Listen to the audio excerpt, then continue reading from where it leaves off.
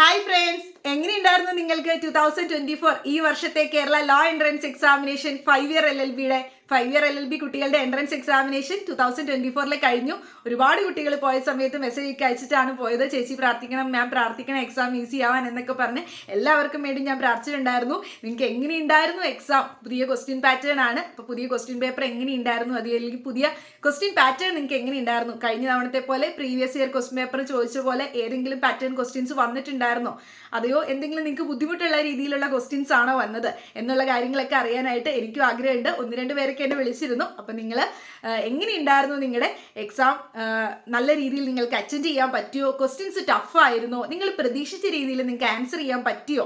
അത് നിങ്ങൾ നോക്കിയ പോർഷൻസിൽ നിന്നൊക്കെ വന്നോ എന്നുള്ള കാര്യങ്ങളൊക്കെ നിങ്ങൾ കമൻറ്റ് സെക്ഷനിൽ പറയുക. അപ്പം നമുക്ക് മനസ്സിലാവും എല്ലാവർക്കും എങ്ങനെയുണ്ടായിരുന്നു പുതിയ പാറ്റേണിലുള്ള ഒരു ക്വസ്റ്റ്യൻ പേപ്പർ, അല്ലെങ്കിൽ പുതിയ രീതിയിലുണ്ടായിരുന്ന എക്സാം നമുക്ക് എല്ലാവർക്കും നല്ല രീതിയിൽ അറ്റൻഡ് ചെയ്യാൻ പറ്റിയോ, ഇത്തവണത്തെ എക്സാം ഈസി ആയിരുന്നോ എന്നുള്ളതൊക്കെ അറിയാനായിട്ട് പറ്റും. അപ്പം നമുക്കൊരു വാല്യുവേഷൻ നടത്താനായിട്ട് പറ്റും. അപ്പം നിങ്ങൾ എല്ലാവരും നിങ്ങളുടെ അഭിപ്രായങ്ങൾ കമൻറ്റ് സെക്ഷനിൽ പറയുക. നല്ല രീതിയിൽ എഴുതാൻ പറ്റിയിട്ടുണ്ട് എങ്കിൽ അത് പറയുക. ഇനിയിപ്പോൾ നിങ്ങൾ പ്രതീക്ഷിച്ച രീതിയിൽ എഴുതാൻ പറ്റിയിട്ടില്ല, ടഫ് ആയിട്ടുള്ളവരാണ് എങ്കിലും നിങ്ങൾ ഒട്ടും പേടിക്കേണ്ട. നിങ്ങൾക്ക് എല്ലാവർക്കും റിസൾട്ട് വരുമ്പോൾ നല്ല രീതിയിൽ നിങ്ങൾ ആഗ്രഹിച്ച കോളേജിൽ തന്നെ സ്കോർ ചെയ്യാനായിട്ട് പറ്റട്ടെ.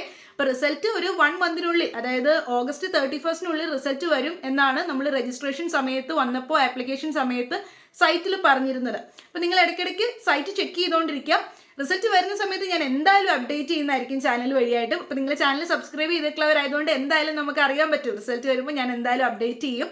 പിന്നെ ആൻസർ കീ ചിലപ്പോൾ നാളെ വരും, അല്ലെങ്കിൽ മറ്റന്നാൾ ആൻസർ കീയും വരുന്നതായിരിക്കും സൈറ്റിൽ. അപ്പോൾ നിങ്ങൾക്ക് ആൻസർ കീ നോക്കാവുന്നതാണ്.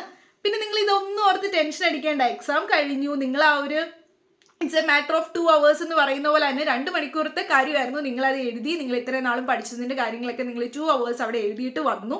ഇനി അത് ഓർത്ത് ടെൻഷൻ അടിക്കാനോ വിഷമിക്കാനോ ഒന്നും നിങ്ങൾ നിൽക്കണ്ട. ഇൻ കേസ് നിങ്ങൾക്ക് ടഫ് ആണെങ്കിൽ തന്നെ നിങ്ങൾ പ്രതീക്ഷിച്ച രീതിയിൽ എഴുതാൻ പറ്റിയില്ല, അറിയാവുന്ന 1-2 തെറ്റിച്ചു പോയി, അങ്ങനെയൊക്കെയാണ് എങ്കിലും നിങ്ങൾ ആരും പേടിക്കേണ്ട കാര്യമില്ല. നിങ്ങൾക്ക് എല്ലാവർക്കും നല്ല രീതിയിൽ നിങ്ങൾ പ്രതീക്ഷിച്ച രീതിയിലുള്ള മാർക്ക് സ്കോർ ചെയ്യാനായിട്ട് പറ്റട്ടെ. അപ്പോൾ ഇനി അതോർത്തൊന്നും ടെൻഷൻ അടിക്കേണ്ട. അപ്പം നിങ്ങളുടെ അഭിപ്രായങ്ങളൊന്ന് കമൻറ്റ് സെക്ഷനിൽ പറയുക. എക്സാം ഈസി ആയിരുന്നുള്ളതൊന്ന് നമുക്കൊന്നും അറിയാൻ പറ്റും എല്ലാവരുടെ അഭിപ്രായം കിട്ടുമ്പോൾ. ഈ വീഡിയോ കാണാത്തവരും പലരും എക്സാം എഴുതിയിട്ടുണ്ടാകും. അപ്പം നമുക്ക് എത്ര കുട്ടികൾ എഴുതി എന്നുള്ളതിന് ഒരു ജസ്റ്റ് ഒരു അതിനുള്ള ഒരു ആൻസറും കിട്ടാനായിട്ട് പറ്റും. അപ്പം നിങ്ങൾ ഒരുപാട് പേര് എന്നോട് ചോദിച്ചായിരുന്നു എത്ര റാങ്ക് കിട്ടിയാൽ അഡ്മിഷൻ കിട്ടുമെന്ന്. അപ്പോൾ എത്ര പേര് എഴുതി എന്നറിഞ്ഞാലാണ് നമുക്കതിൻ്റെ റാങ്കും കട്ട് ഓഫും ഒക്കെ അറിയാൻ പറ്റുള്ളൂ. ഈ വീഡിയോ കാണാത്തവരും പലരും എക്സാം എഴുതിയിട്ടുണ്ടാവുമായിരിക്കാം. പക്ഷെ എന്നാലും ഓവറോൾ നമുക്ക് ഒരു കമൻറ്റ് സെക്ഷനൊക്കെ നോക്കുമ്പോൾ എത്ര പേര് എഴുതി എന്നുള്ളത് മനസ്സിലാക്കാൻ പറ്റും. അപ്പോൾ നിങ്ങൾ എല്ലാവരും നല്ല രീതിയിൽ നിങ്ങളുടെ ബെസ്റ്റ് കൊടുത്തു എന്ന് ഞാൻ വിശ്വസിക്കുന്നു. So thank you.